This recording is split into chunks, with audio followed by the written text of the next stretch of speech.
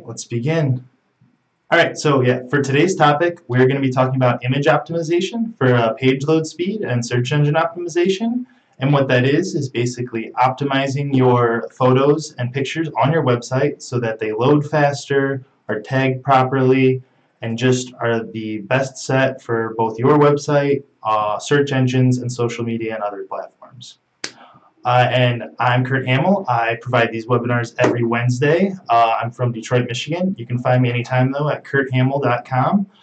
And everything today we talk about, I will have in the doobly-doo at the bottom in the recording of this, and you can always find on my website later on. And please like and subscribe if you like what you hear today. We'll have, all the links and detail will be down below afterwards. And we're going to go on at the end of all this some more hands-on examples. So I'll be kind of going through the details throughout this, and then at the end I'll try to show some more hands-on stuff with what I'm talking about, kind of maybe going through WordPress or something like that, and just showing you what some optimized images and especially a good program I like at the end too to help optimize images quicker. Alright, and so we're going to start with what is image optimization? And so that all relates to that, everything we're talking about today, it's going to relate to SEO, but image optimization is about reducing the file size of an image, just tagging it properly, so making sure that when someone's looking for an image or an article that your image is pertaining to, that it's tagged properly with the topic of both the photo and the topic the photo is attached to. Let's say you make a blog post.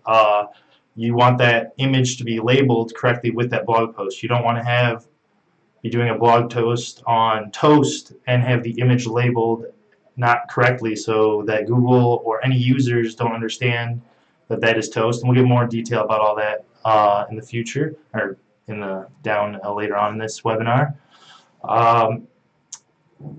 And so some questions people have is why especially image optimization is important for if you're selling physical products. That's really important, and especially if you're just trying to brand yourself. So a lot of specialists attorneys, doctors, dentists, they're looking up your brand on Google. You want to make sure the image of you and a good image of you is showing up, or whatever your niche is. You want to make sure that the relevant images are appearing correctly through search.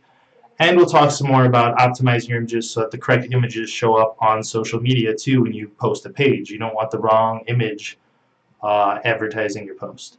And we'll talk about all sorts of details about image optimization. So first, we're going to talk about so there's a few main points. One of the main points is targeting image search. So while most people use Google's function to type in either text, and while voice is a growing search, the number 2 use of Google is actually the image search function. So when someone Googles, let's say you're trying to sell a product, let's say you're selling light bulbs, and if you're doing local search especially, so if they're looking at light bulbs in Detroit on an image search for whatever reason, obviously think of a more stylized product like running shoes or something like that. You want to make sure that's coming up on ranking on Google, because if your images aren't ranking on Google, that means they're probably on Google's image search for, especially if you're doing a localized search. That means they're not helping your page rank as much either. So that's just something to think about while we're going through this whole process. That's a good test to look up on the image search, not just the normal page search for your topic, to make sure your images are showing up, especially if it's a niche field, really specific. You should be one of those first topics. You don't want, and with that, we'll talk about, before we get into the details, you really want, before you really start thinking about all this other stuff, always remember that your images are there to enhance the user's experience. We don't just put in the photos just for extra SEO benefits. The extra SEO benefit is that provides an added additional experience to text or something else in the article so that people can quickly comprehend what your post or page is about, or adds more beauty or detail to the page or article.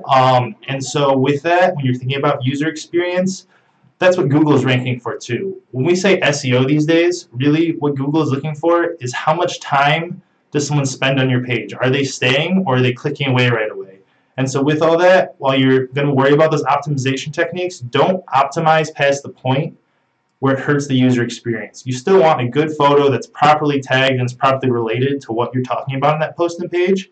And if you do this all right, it should just add to the more marginal benefit. But always think about that user when we're talking about any of these strategies in the rest of this video, because that is number one. If your user's having a bad time, it doesn't matter what else you do. Make sure you have a good photo that just looks good, high quality, and goes with what you're talking about, because that is number one. And so then once you do have that great photo, you really got to be starting to optimize that photo. And we'll get into more size and compression stuff later, but first, let's just talk about like the labels, tags, and stuff like that. So when you go into the details, and I'll show this all later at the end, I'll just show you where you can find all this, but you want to be thinking about things like, you know, the title, just the image file. When you're uploading an image, there is an actual file title, especially if you're on WordPress or just another HTML type of website or whatever program you're on. On WordPress, it's pretty easy. You can actually edit the actual file name, but you don't want your image to be like straight from the camera, like image 07473 is the title of that photo. No. You want to change that file name to something more comparable. If it's a photo of a dog, you want to name it a dog. If your article is about selling the best hot dogs in New York, change that title of that photo as best hot dogs in New York, or even just hot dog. Whatever it's actually representing, make sure the title's in there. Don't just have it waste like the title as like image something something something, because just changing that will help boost up results and boost up understanding for especially the algorithms of Google, so it can know what that image is, because it can't see like we can see. Beyond that, there's tons of other added things in. So there is descriptions and like captions on a photo.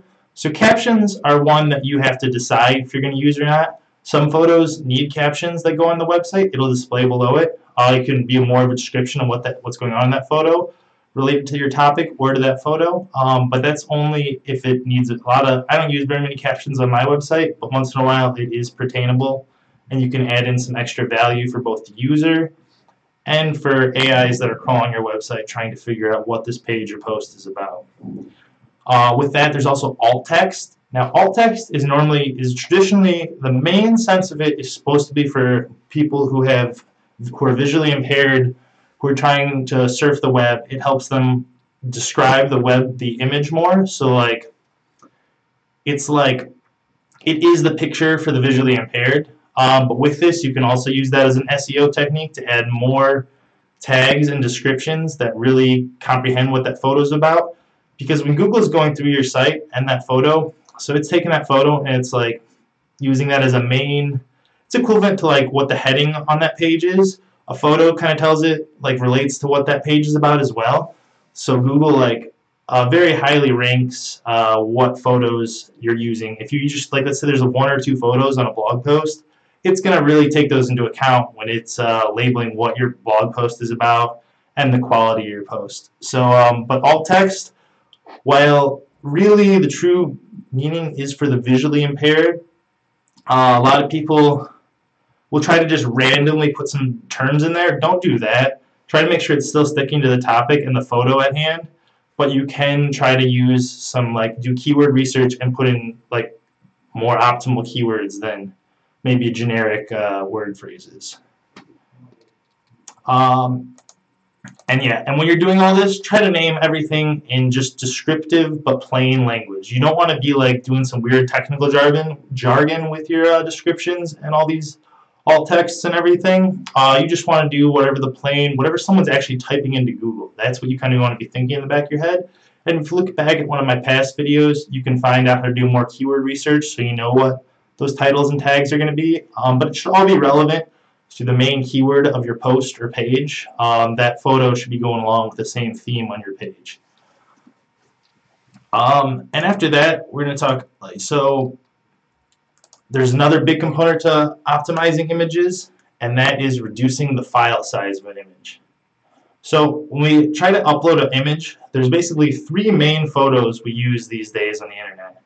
There's the fun old style GIF, however you pronounce it, not seen so much anymore, but you can use that for small little, like one color, if you have like a black logo that's very small, that's a great use for a GIF, or obviously the moving images are also used as a GIF format. There's PNG and JPEG. So while many people want to just start off with, they're like, oh, JPEG, kind of horrible quality. But you know why it's horrible quality? Because it saves so much space. And it's not horrible quality, but PNG is like super, it looks nice. It never loses quality. It's high end. It's keeping all those colors separate. But so the thing is, when you're using PNG a lot of the time, especially like if it's a real life photo and not like an artistically created thing, it'll be so large it'll slow down the load time of your website. And so you really don't want that. Most of the time, the number one thing you're going to be using is JPEG photos. But sometimes if it's like just like kind of like a clip art kind of style, huge picture, you can use PNG for that if it's like a few colors only. But if it's a real life photo, you're almost always going to want to use JPEG. And feel free to shoot any questions in the chat too while this. And so when we're thinking about all that kind of stuff, that's because JPEG like basically compresses the image already for you. But on top of using the correct image type for all your photos when you're uploading, there's even more tools to use. So if you are just strictly uploading to an HTML website or whatever you're using that doesn't have compression, maybe it's like Wix or something, try punning PNG, and afterwards when I re-upload this video and on my blog post tomorrow, I have all these links in the description in the blog post, so you can check those out then. JPEG Mini for JPEGs to optimize them. But if you're using WordPress, I use this one myself. I used to do this all by hand, but now you can do it amazingly through a great plugin called Imagify. And if you have a basic website and you're using WordPress, wow, it does an amazing job. It will just compress all your photos and tell you if some photos are just too large. It'll say error, but that literally means you just used too big of a photo. Just use a smaller photo, dingus. But it's called Imagify, and I'm going to go over how to use that at the end of this video. And if you're using WordPress, it is a game changer. If you have a large website, you might have to pay monthly for it, but this is made by the same people that make WP Rocket, like the best caching program out there. These guys, they know what they're doing. They are changing the game of WordPress optimization. But I will show that at the end. And yeah, and really all what we're talking about the size for it is because when someone hits your site, it can take a long time for everything to load, and that will turn them off to your site. Like 50% of people that go to a random site from like a Google search, if it doesn't load in 3 seconds fully, they leave the site. So you got to understand that you are fighting for half your traffic if your page is loading in over 3 seconds. So you don't want that to happen. Make sure there's tons of sites out there do speed tests.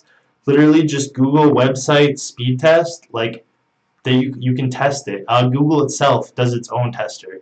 We can talk about that at the end too.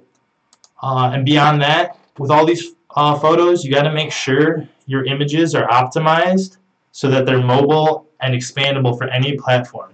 You don't want to have a large photo that is coded so that it's just literally shrinking down onto a small screen, but not a smaller size photo.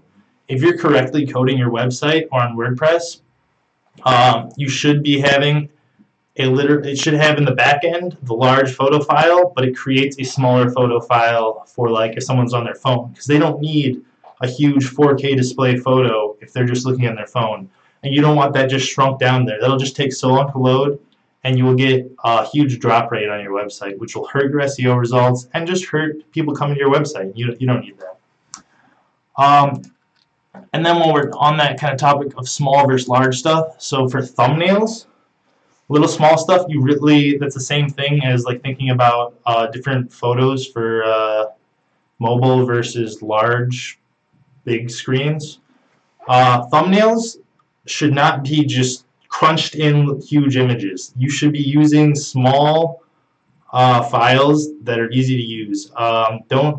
You should have those, like literally probably a lot of thumbnails can be PNGs and just simple colors. That's when you kind of want to use PNG, when it's only a few colors.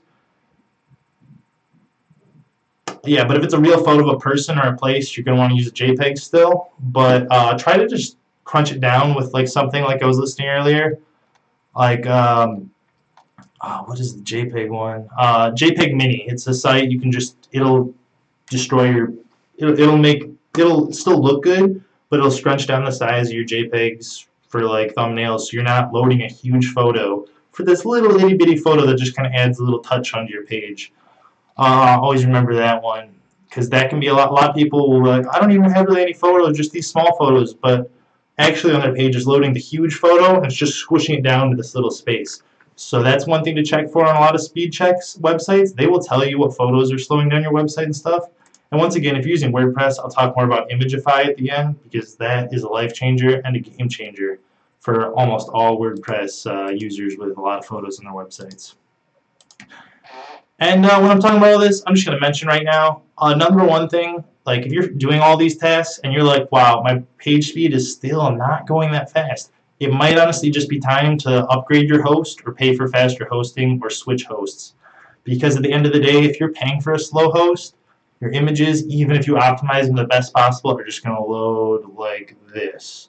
And you don't want that. You need a fast, modern host. Almost all hosting is up to date these days, but I had a client I've been working with for a while. He was still, he was hosting through GoDaddy, and so I talked to, because I was having some problems with images loading. It was loading so slow. And I looked back, and his PHP was like from 5 years ago, basically, the back end of his website. So I talked to his hosting provider, which was, I think, GoDaddy, and they literally upgraded. His per month price actually went down for a faster hosting service. So if you haven't like checked in on like upgrading your hosting in a while, talk to your provider. You might actually get a reduced price for faster speeds. So that's a great way to make sure your images are loading faster too. And then beware. So another big thing people mess up a lot is decorative images. So decorative images are like background kind of images, or like, you're just kind of like behind all the text, maybe colored down, and they forget that those don't have to be high quality. Those are just for the background. So if you are not like optimizing those through either some of these sites I was talking about, or like Imagify or other WordPress plugins, or whatever platform you're using, these images will slow your website down a ton, because they're huge background images that you're not even noticing.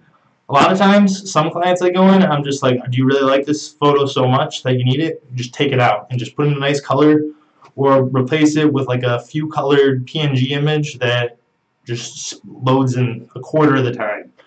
Because the difference between loading in 1 second versus loading in 3 seconds is day and night. 3 seconds people are going to leave. 1 second still sucks. You want to get it below that. But really, like, think about, do I need this huge image on my page? And if you do want it there, good. Optimize it, get it down to a smaller quality. No one's going to notice the difference. But really think about that. Do I need this huge image there? If you do, a lot of times you do. You need images on your site. And for like the SEO stuff I was talking earlier. But really just kind of go through that, especially with some of these speed test sites. I'll go through later too. Yeah. Just try to test, see what's really bogging your site down. So, and then one last thing, well, I'm going to be going over more stuff at the end too. Optimizing images for social media. So a lot of the social media these days is pretty good. If you're using like WordPress, for example, your main image, page image, is going to be the image that shows up on Facebook and LinkedIn no matter what, by default. But there is coding you can add in if that's not working. It's called Open Graph, and that's used on like basically every platform for sharing besides Twitter. Twitter uses a program, so you can look up Open Graph. I'll post that in the doobly-doo at the end too. It's just the coding. It's just how to put in the correct code in the back end of your page to make sure the right photos are being selected. If you're using WordPress, there's a ton of things that make sure that's all correct. And by default, the main image for your page on WordPress is the one that gets labeled as that. So if you're using WordPress, you're mostly good to go. But sometimes you don't want to use that main image as the one that's being shared on social. So you're going to look up Open Graph. There's different code you can type in using HTML. But if you're using a lot of sites like, if you're using WordPress, there's a lot of plugins that can choose which photos those are too. But then for Twitter, it's different. It's called Twitter Cards. And I will put that in the description. Now, Twitter Cards is actually a pain. So why Twitter doesn't follow Open Graph, which is the open protocol everywhere else on the internet, I don't really know. They kind of do, but you need to do Twitter Cards to make sure all your pages are working right. And so it's just some extra You choose the card to implement. You add the correct meta tags into your back in your code, and then you have to run this validator tool or whatever, make sure it's all working well, and then you should be able to just tweet out a page, like if you schedule in like Hootsuite or whatever your social media generator is, or if you're posting it manually, it will make sure the right photo appears when you add the link from your website. Because just by default,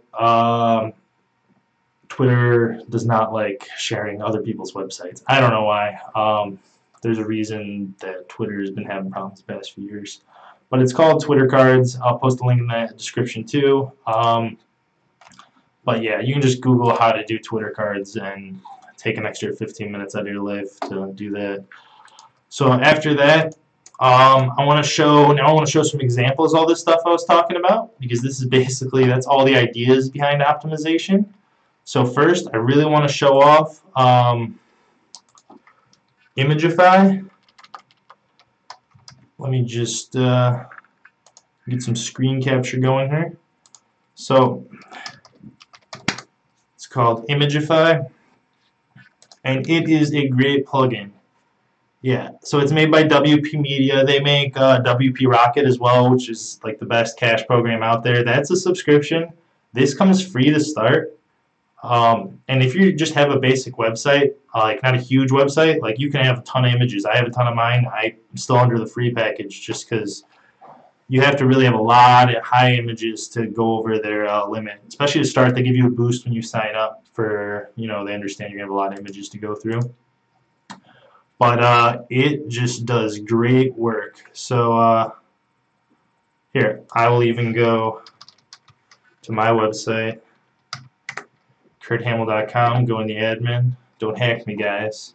Just kidding, you can't. And so if we go to plugins,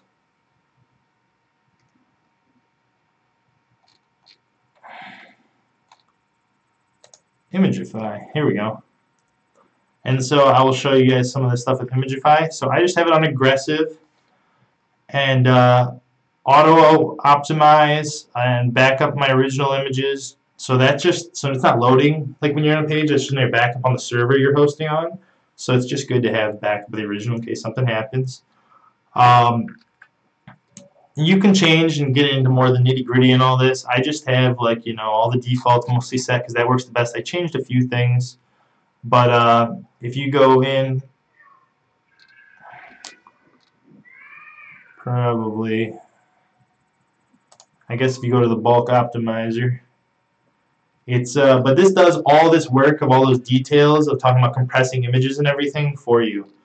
And so look at this. I don't even have any errors. I had some errors and I deleted those photos and just uploaded smaller photos to where they needed to be, because on the free account it only says you can only like shrink photos that are X size or whatever, but you don't really want photos bigger than that anyways. Like, it's just a waste of your time to have photos that big.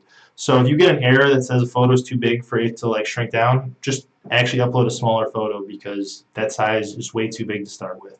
So I had like 2 photos on my site like that. I was like, wow, I didn't even know that. It's a great tool, but it takes a while to run. But if you're on WordPress, this is the best way to just make sure everything. Look at this. I still have 37.7% of my credit left for this. It's month to month. So if unless you're adding a ton of photos every month, it's a great service. And then it's not even that much per month. If you need it, I would recommend them. So that's that. But what are some other stuff I was talking about today? So if you don't use WordPress, some great sites are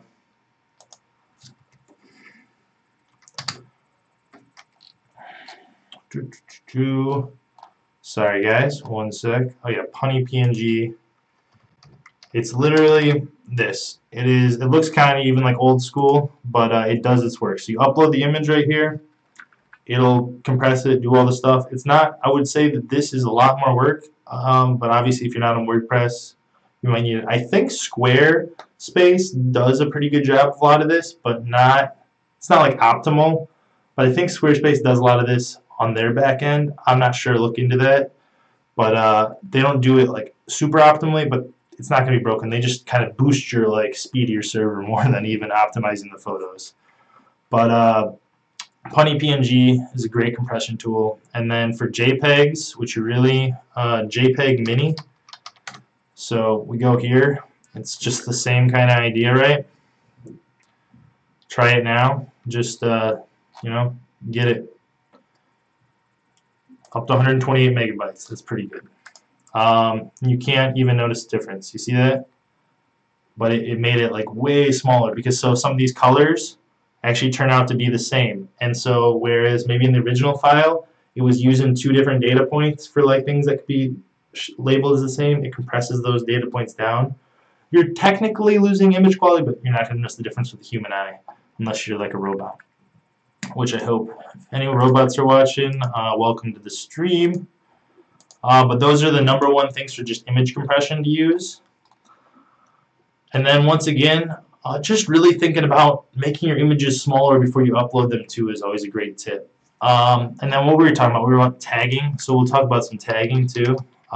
Show you some of that stuff. So whoops, that's my website. I want to get to the dashboard. So if we go to media, library, there's a lot of photos in here that are not optimized because I don't use them, so just ignore those. But here we go. If we go to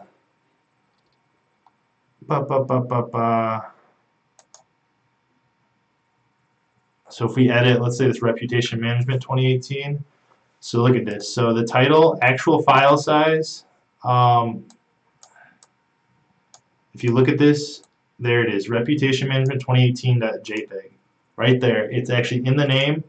Honestly, this isn't as well optimized. These probably shouldn't all be the exact same, but it's fine. But then when you edit the, this is not for a page. This is another great plugin though, Yoast SEO for your pages. Even as an SEO consultant, it's the quickest, easiest way to do any SEO on page. And so when we're talking about image optimization as well, whatever your focus keyword for your blog post or pages, those are what you also want to be focusing on in the image as well. So this is obviously for my reputation management post. That's why everything's named that. And yeah. But, oh, here's the edit image button. That's what I was looking for.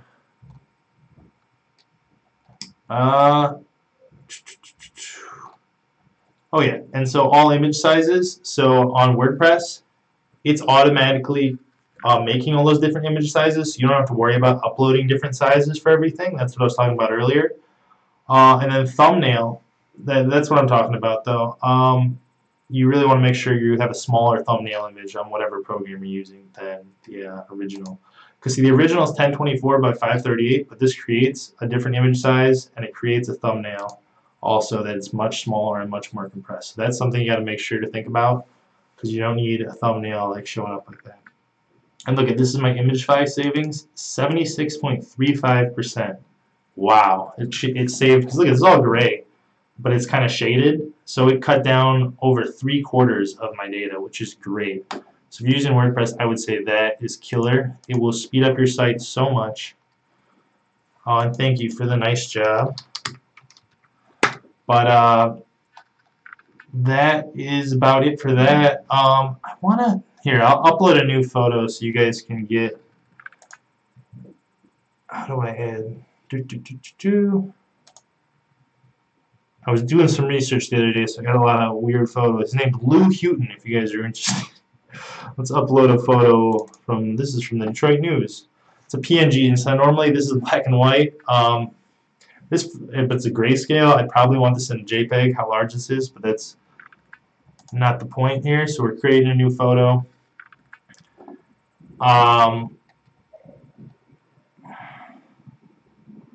So it's optimizing it right away. And so here's the caption. So if you want to write a caption, so we're talking about Lou Houghton, right? So this would be, caption you don't always want to do, but if you need to describe the photo, if it's not just like apparent what it is, this appears below the photo in like a lot of websites. So it would be like a brief news article mentioning Lou Houghton. In what year is this, you guys think? 1915? 1913. In 1913.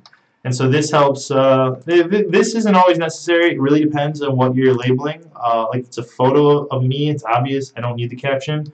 But alt text is actually important. This is no one's gonna read this. It's made for people with the visibly disabled. So for like a blind person, when their screen reader's going through, it'll describe the picture. And so we would say Lou Houghton, 1913. Obviously, this is probably more like, let's say we had a photo of a dog here, and we were keywording for cute puppies. We'd call it super cute puppy or best cute puppy or whatever it is. But yeah, so that's basically all you really need to know for image optimization. Keep it small. Make sure you're adding in the descriptions and everything and these alt texts. Make sure your file is correctly. Look at that. I can change this name too. You don't really need doubles. So this is already Lou Houghton made in Detroit.jpg. So this part can be something else. So it can be Lou Houghton AdCraft Detroit, which was why I was researching this guy. So it's a different title. And I can edit the permalink. Or that's the file name. So, but that's about it. You guys have any questions, feel free to ask. Yeah, definitely check out Imagify. That's just the best program out there, honestly. It takes all the work out of everything. But besides that, I'll be back next Wednesday. Feel free to like and subscribe. Next Wednesday, we'll be talking about my favorite WordPress themes. And yeah, you can find me at kurthamel.com. And thanks for joining me, guys. And that's about it. All right. Thank you.